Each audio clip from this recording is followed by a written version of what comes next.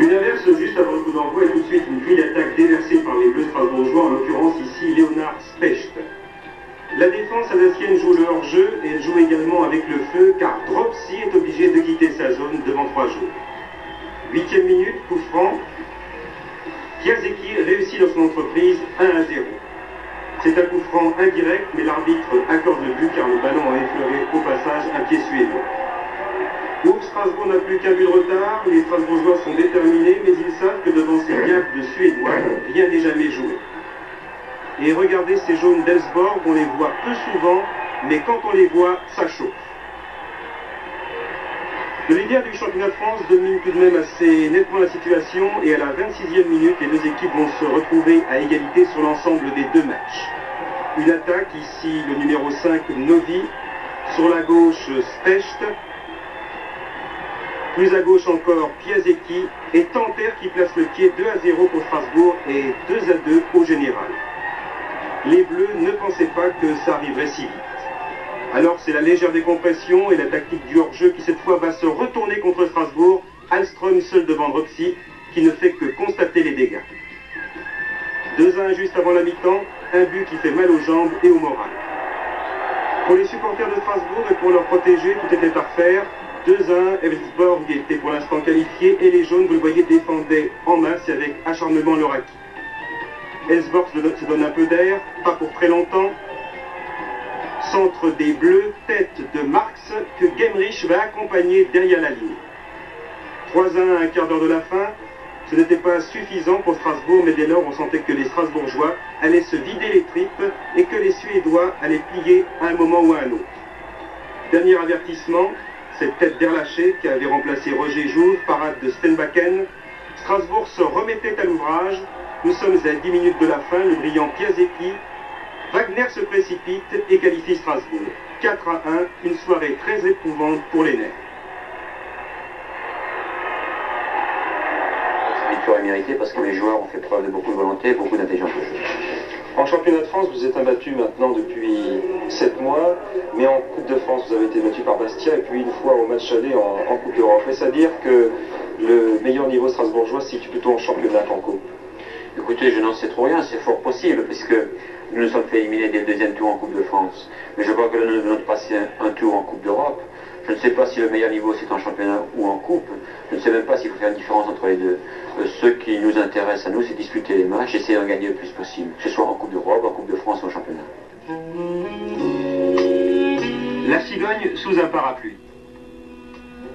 Un arbitre gallois, et puis Dropsy, suivi de Marx, Domenech, Specht, Novi, Duguay-Pérou, Tanter, Jouve, Wagner, Piasecki, enfin Gemrich. Albert Gemrich, numéro 11, un enfant du nord de l'Alsace, venu au Racing il y a 6 ans. Fait partie du Club France depuis le printemps dernier, facilement reconnaissable, le seul Strasbourgeois a porté le maillot au-dessus de la culotte. Albert Gemrich, dans cette équipe de Strasbourg, vous êtes le seul à porter votre maillot par-dessus la culotte. Ça a une signification? Ouais, ça fait des années que je porte le maillot au-dessus de la culotte. Je me sens plus à l'aise comme ça. Et c'est pas un signe de vedette, c'est tout simplement une habitude que j'ai prise. Gemrich, attachant mais déroutant. Tel un taureau, vient se frotter au gardien suédois qui va en prendre plein la figure.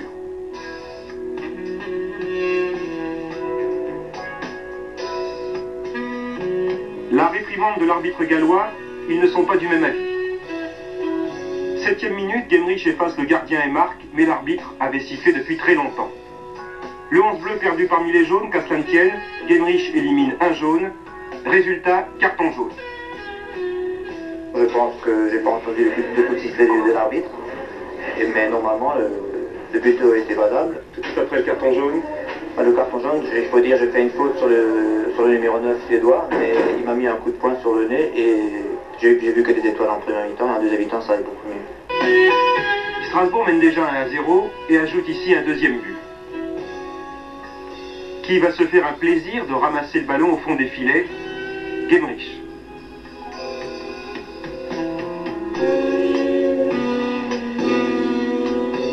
La reprise de Piasecki frôle le montant. Quel dommage, la poisse. Gemrich vient consoler son compagnon tout en lui signifiant qu'il était lui, Gemrich, bien placé.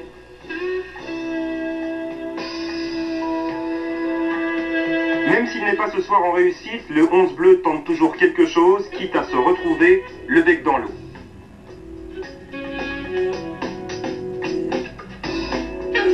Le bonjour de Gemrich au photographe, puis balai aérien, l'Albert n'est pas loin, mais il est contré.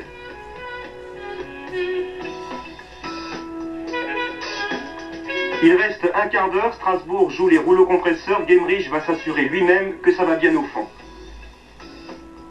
C'est un centre de Jacques Duguay-Perrault, c'est Jean-Jacques Marx qui reprend de la tête et je crois que c'est l'arrière droite qui dégage le ballon dans mes pieds et moi je la pousse sur la ligne. Enfin, vint la délivrance, tête, 4-1, la qualification. Gemrich poursuit l'auteur du but et entame avec lui un pas de deux. Il est abattu, mais pas au moral, Strasbourg est passé. Pour un jeune joueur comme vous, c'est votre premier tour de franchise en Coupe d'Europe. Qu'est-ce que ça représente? Enfin, jeune joueur, j'ai 23 ans, ça fait 6 ans que je suis dans le métier. Mais la Coupe d'Europe, c'est toujours extraordinaire pour un joueur professionnel et je pense que maintenant on a passé le premier cap et on espère jouer contre un grand club et pourquoi pas contre une équipe de Barcelone ou une équipe anglaise. Par Barcelone, presque un Anglais, les Écossais d'Édimbourg pour le deuxième tour.